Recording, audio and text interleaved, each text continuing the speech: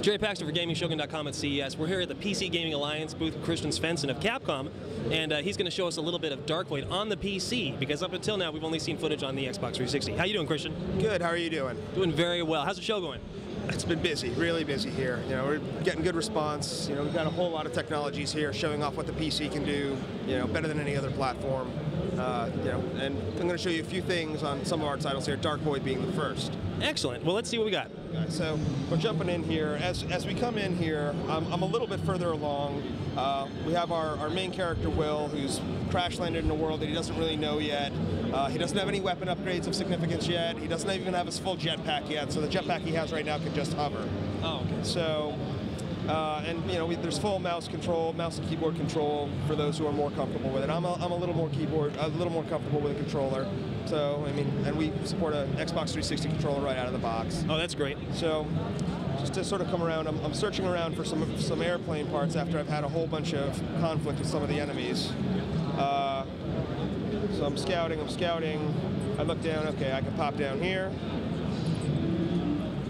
Actually, you know what? I lied. That's where I came from. So this is what vertical combat looks like. If there was something up there for me to shoot at, and I will inevitably have something to shoot at soon, I can pop around, move from level to level, pop up, swing over.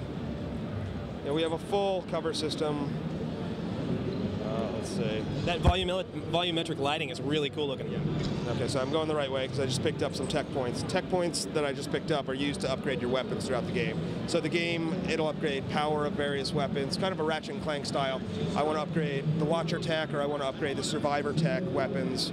It'll give you better accuracy, more power. You can upgrade your jetpack, all sorts of stuff like that. Let me see if I can figure out where I'm supposed to go here. So now the game looks really nice and crisp, more so than I've seen on the Xbox. Is this, I'm assuming, because of technical capabilities? It's running at a higher resolution. It's running at 1080p. You basically got 60 frames per second on this machine. This is running on a GeForce 260 mobile GPU on a laptop. So I mean, it's a pretty beefy laptop, but you know, but it's not the strongest thing in the world. If you have more power, obviously we'll use it. The game is also physics enhanced, so if I can find an enemy, this disintegrator gun actually should have a pretty good effect. Unfortunately, on this machine I can only run the physics in low mode. If you had a 280 or 295 or something higher, or some of the new Fermi stuff that NVIDIA recently announced, you'll see some ridiculous stuff. Higher res on the PC, and the particle effects and stuff that we've done for, particularly the smoke. You can't see it yet because I don't have the full jetpack, but when you see the full turbulence effect through the Apex system that we've done for NVIDIA, it's phenomenal.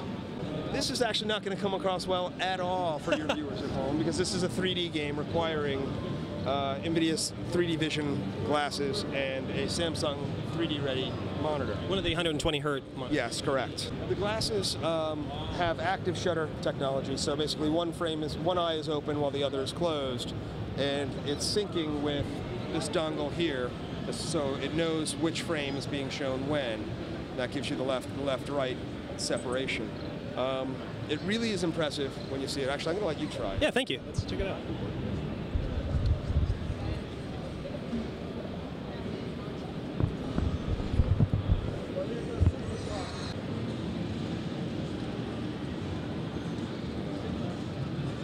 Jump. Here comes the cutscene. Not sure how I'm supposed to do this. Shoot it. With what? That's not going to work. I have no ammo. All right, we're going to have to do this again. So does this only support the 3D vision technology, or does it support other 3D APIs as well? I mean, we'd only supported NVIDIA's solution. However, other solutions out there have updated their drivers to support it. So I shudder to say we support others, because others have made themselves support us, which is great, which is, you know, really helpful. Looks like they've got an arcade fight stick there too. We have fight sticks here actually. One is the original Tournament Edition fight stick that we released last year. The other is a yet to be released Super Street Fighter 4 fight stick that will be released in a couple months, closer to the release of Super Street Fighter 4, which we have unfortunately not yet announced for PC. This is running on an Alienware M17X It's running at 1920 by 1200, so much higher than the resolution you would see. We run at 720p on console. Here we're running 60 frames per second at 1920 by 1200 with all the same input devices that you would love to have at home, plug and play, working just out of the box perfectly. No drivers required. That's great for your PC. Gameplay is over Games for Windows Live, so there's rankings and friends and all of the same stuff that you would have on your console available right here on PC. That's great. Did you guys also try to implement keyboard control on the game as well? There is keyboard support. So, for example, the main reason keyboard support is there, very few people actually try and play with keyboard, but there are loads and loads of joy-to-key solutions for custom controllers that are not standard. So you map left to A or right to D, etc. So it's people map different keyboard controls to different controller inputs. So the keyboard control is mostly used for that by most people.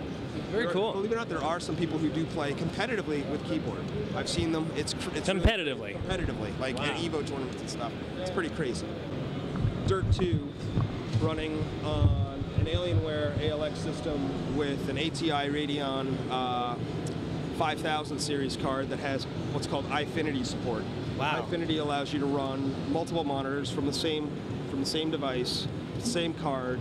I believe it supports up to 6 monitors. Right now we're running it across 3.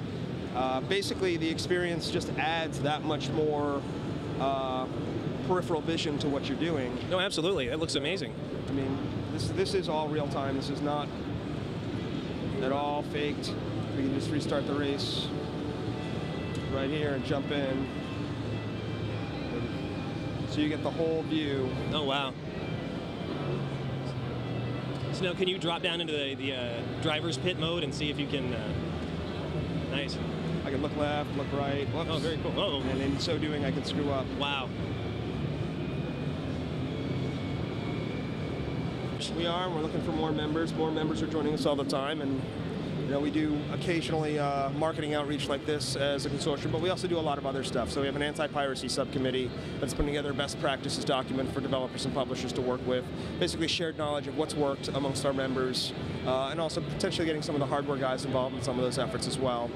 Then we have the Horizons report that we put out annually, which is basically the only report of its kind that covers the true size of the PC gaming ecosystem, from hardware, software, digital retail, microtransactions, advertising. Last year it was $12.8 billion. It is the largest gaming platform in the world in terms of revenue. It is the highest installed base in the world, obviously, of gaming-capable PCs, far more than any other platform. So, I mean, we do view it as our job to get the word out that PC gaming is alive, it's growing, and it's a fantastic business for us to be in. So do you know where you guys are showing next? GDC, E3? We're probably going to be, I don't know that we'll necessarily have a booth presence at GDC, but we will have some announcements to make at GDC.